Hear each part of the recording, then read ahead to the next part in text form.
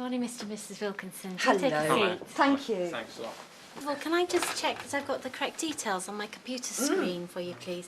So it's Carol Wilkinson, and your date of birth is the 3rd of May 1960. That's right, yeah. Good. And John Wilkinson, date of birth 8th of October 1958. Yep, that's right. Good. And your address is 27 Greenways. Yes. That's it. Yes. Good. So you've come to see me today to discuss your malaria prevention advice for your forthcoming trip? Yes, we've just booked a holiday. It's a very special trip to celebrate our silver wedding anniversary. It's called Tigers and Temples. Actually, we did give them a copy of the programme when we booked the appointment. Did you get it? I did, thank you very much, and it's been Great. really helpful in allowing me to assess your risk before you came to see me today. To summarise, looking at the programme, I see that you're taking a 15-day organised trip, and let's see, you're starting in the west of India in Mumbai and travelling across India to Kolkata in the east, is that Yes. right? We're very excited about it. We've never been to India before, and we're going with friends Tom and Hazel, so it'll be good fun. Yes, that's super. Well, looking at the map the tour operator actually gave you for your trip, and looking at my atlas, it's quite clear that you're probably going to be travelling through malarious areas for the entire time of your journey. Ah, okay. What I'd like to do is show you this NHS website. It's called Fit for Travel, so you'll be able to look at that at home, and it's a superb resource for you to look up information.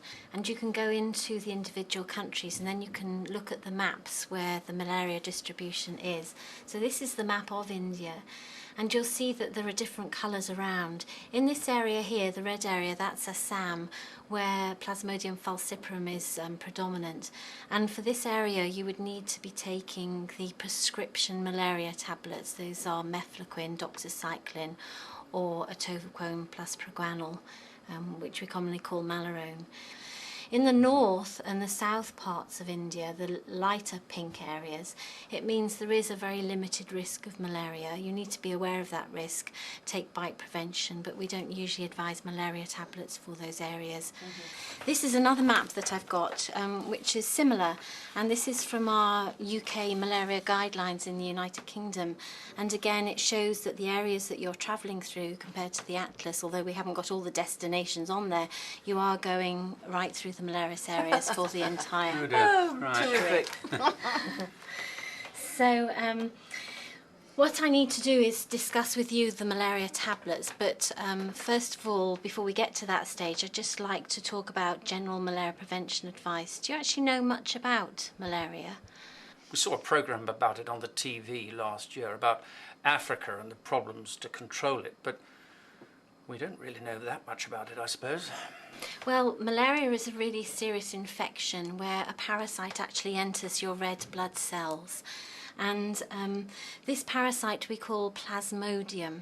There are several different species of the Plasmodium, but the one that we're most concerned about is called Plasmodium Falciparum. This one can be really dangerous, and it is responsible for the majority of deaths that happen in the world due to malaria. The species that predominantly is found in UK travellers who return from malarious areas. It's potentially a killer, and you could, in some very rare circumstances, die from malaria within 24 hours of developing the symptoms. So it's really important to take on board how serious malaria is as a disease, really. When we talk about the advice to protect you, we talk about the A, B, C, D of malaria prevention.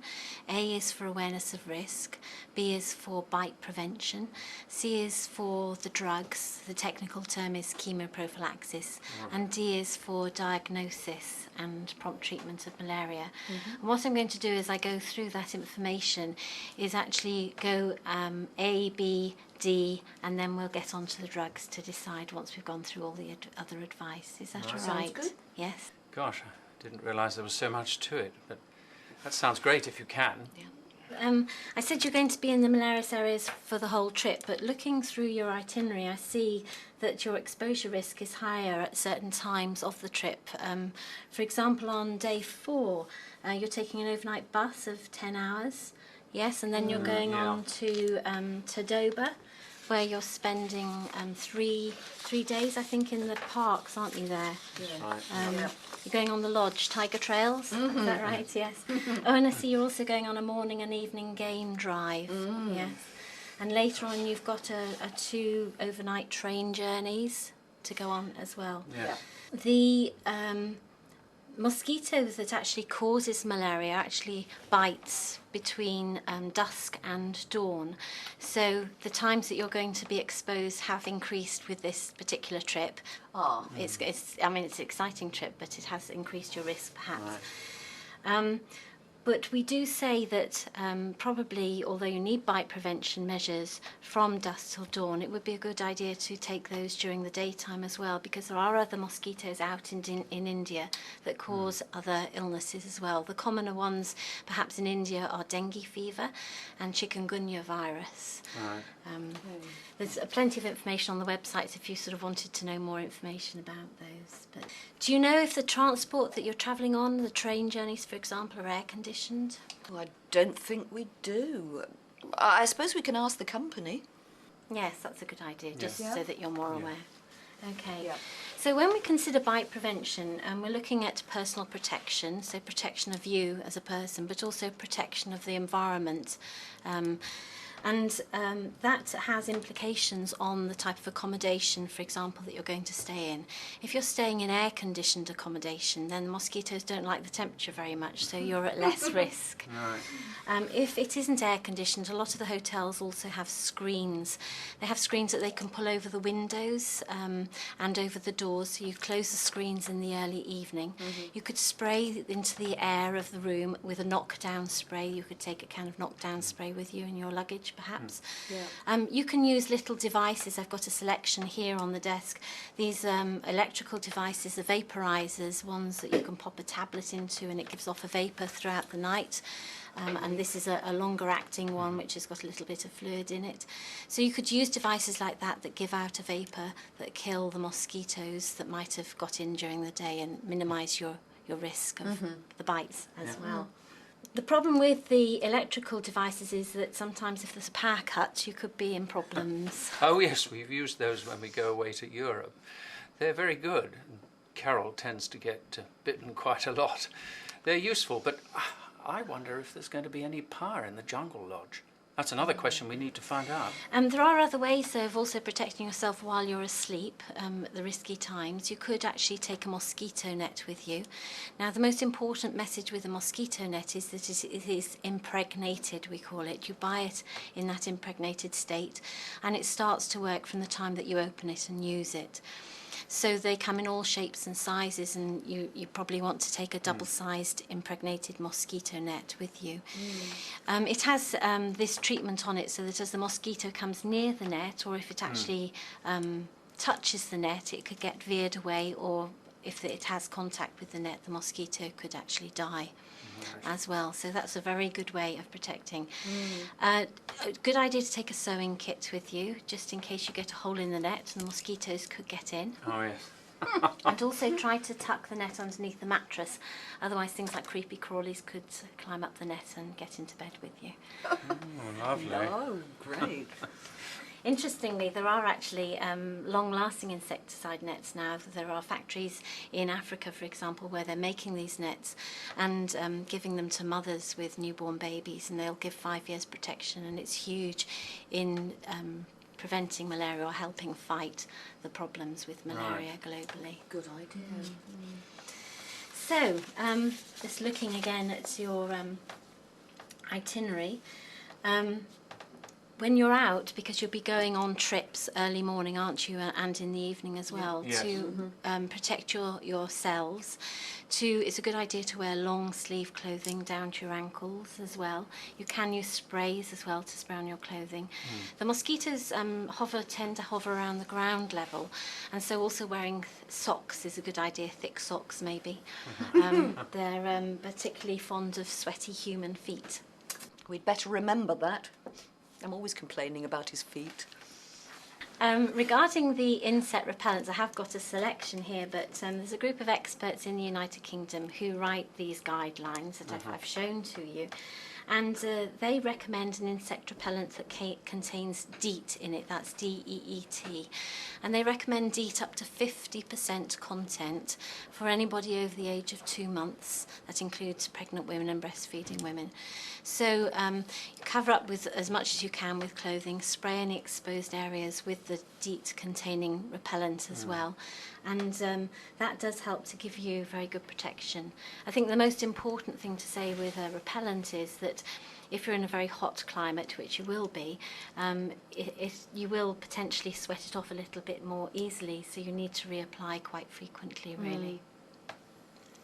So there are other repellents on the market as well, and it's a question of sort of doing a bit of homework really, and reading up, and make sure you read the instructions on the individual repellents themselves. If you're taking a sunblock, make sure that you always apply the repellent after the sunblock, not the other way around, so apply it after the sunblock as well. I'm going to give you some leaflets to take away with you following on from today, so don't worry, because I know this is a lot of information, Yes, but I'll give you details for all of that to reinforce it with websites on, etc. Great. So I would advise that you went and got some repellents. Yes, I certainly will. What's the best place to get these repellents?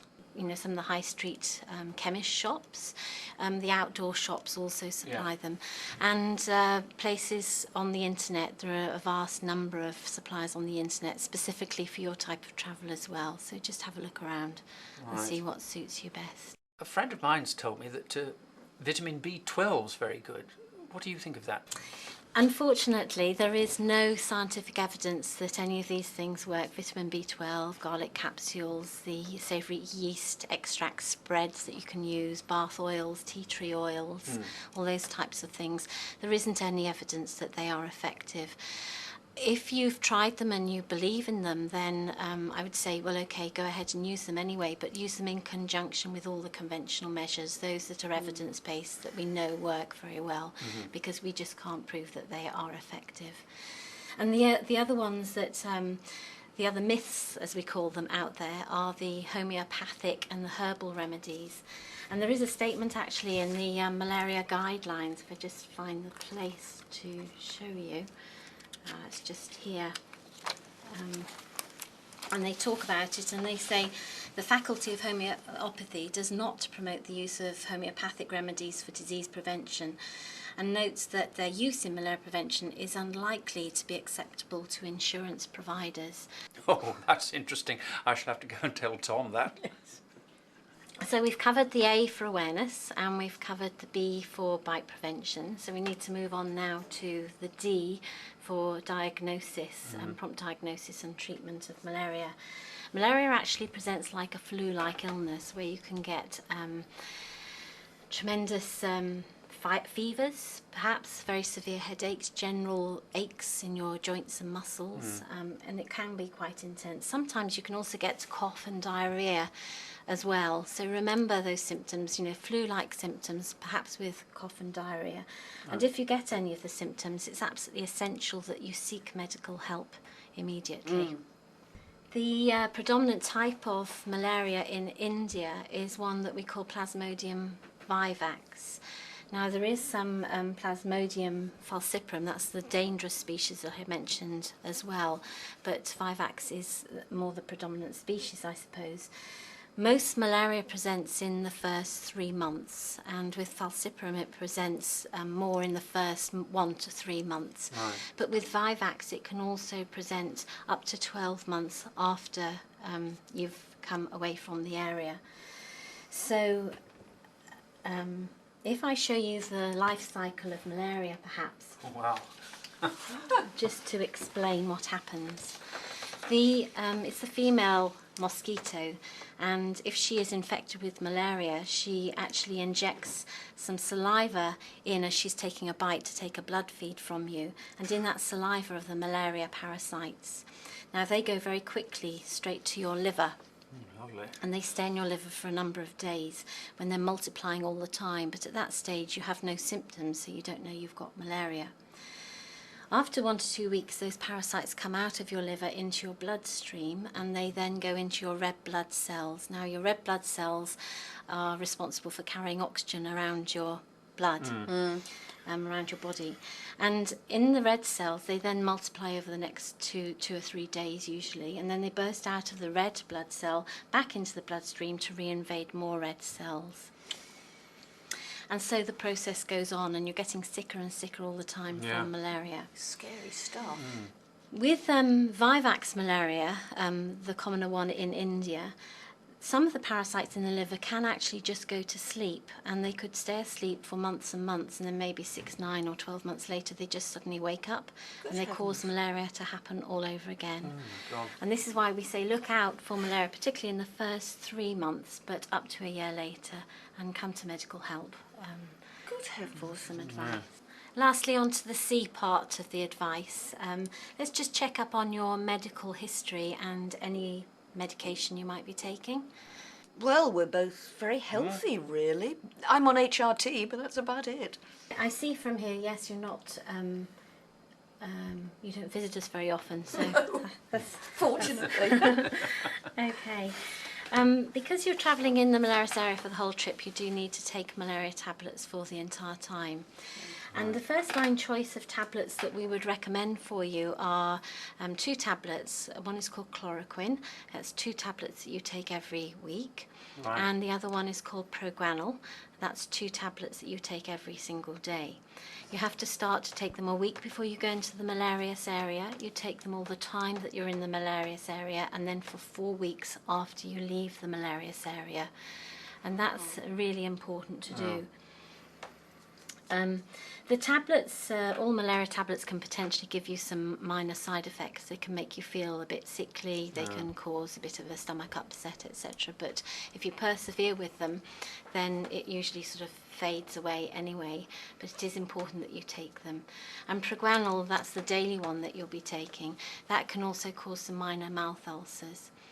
I'm telling you about these side effects now because if you know about them, you're much more likely to cope with the side effects and deal with it, really, because it is so important to continue taking them. The reason why it is so important is that there are different types of tablets, and we can look at that in a minute, that are available, but with the chloroquine and Progranil, it's absolutely essential that you take them for the 4 weeks after you leave the malarious area. 4 weeks after we come back? It's quite a long time.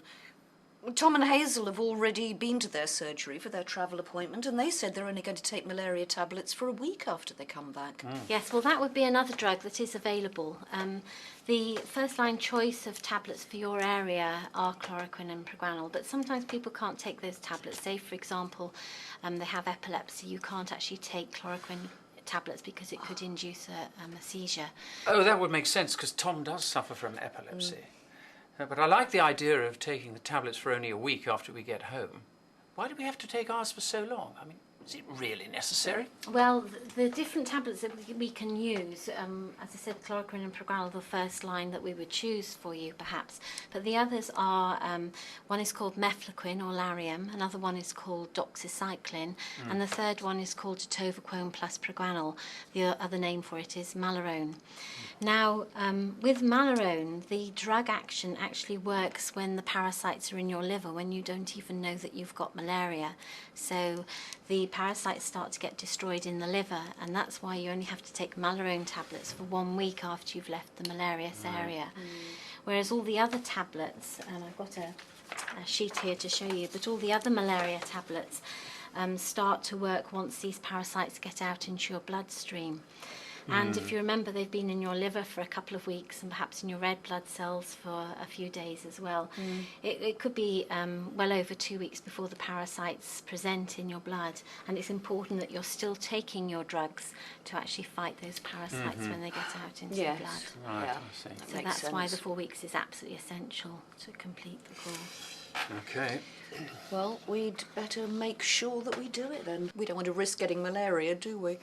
Now I'm going to give you some information leaflets to take away with you, including the information about the drugs that you're going to need to get. You can buy those over the counter in the chemist shop for this particular trip. Right. And so I'll give those, and plus our information pack on Thanks. general advice in the Thank you. surgery. And can I also recommend that you go and have a look at a really excellent website for general information about malaria. It's called malariahotspots.co.uk, and the web address is on those leaflets. And this is the website, so it's very useful just to consolidate the information that we've covered today. Okay. Right. Is there anything else you wanted to ask me? No, I don't think so. You've been so helpful, and actually it all makes much more sense now. Does it to you, John? Yes, it does. It's been really interesting. There's a lot more to it than I thought. Well, I think it's really good to have an understanding, really, because if you're well prepared with that understanding, then you'll, travel well protected, and you should have a fantastic time. So I hope you do. We certainly intend to. Yes, okay. Okay. Thanks so much for your thanks Thank you help. very much. Bye-bye. Bye then. Bye. Bye-bye.